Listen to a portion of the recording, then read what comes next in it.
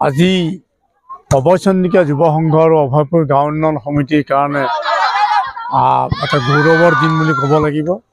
কাৰণ হাজো মহকুমা ক্ৰীড়া উন্নয়ন পৰিষদে অভয়পুৰ গাঁও উন্নয়ন সমিতিৰ সহযোগত আৰু অভয়চন্দ্ৰিকা যুৱ সংঘৰ সহযোগত যি ভলীবল খেল প্ৰতিযোগিতা আমাৰ ইয়াত অনুষ্ঠিত কৰিলে।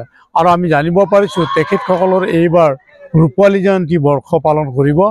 আৰু এই মুহূৰ্তত আমাৰ ইয়াত ভলীবল খেল প্ৰতিযোগিতাখন পতাৰ আগমুহূৰ্তত ছোৱালীৰ যিখন খেল প্ৰদৰ্শনীমূলক পাতিছে, তাৰ কাৰণে আমি তেখেতসকলক ধন্যবাদ জ্ঞাপন কৰিছোঁ।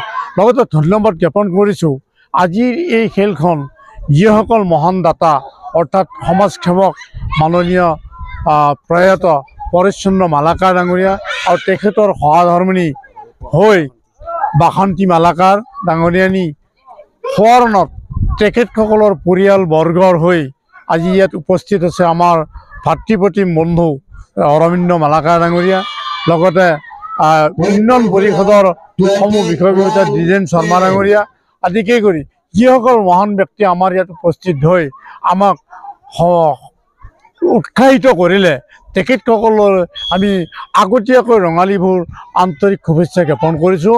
লগতে এই ক্ৰীড়া উন্নয়ন পৰিষদৰ দ্বাৰাই সমস্ত হাজো মহকুমা অঞ্চলটোত যাতে ক্ৰীড়াৰ ক্ষেত্ৰত আগবাঢ়ি যায়, তাৰ কাৰণে আমি তেখেতসকলৰ এই প্ৰচেষ্টা সদায় যাতে অব্যাহত থাকে তাৰ কাৰণে তেখেতসকলক অনুৰোধ জনাইছোঁ। ধন্যবাদ।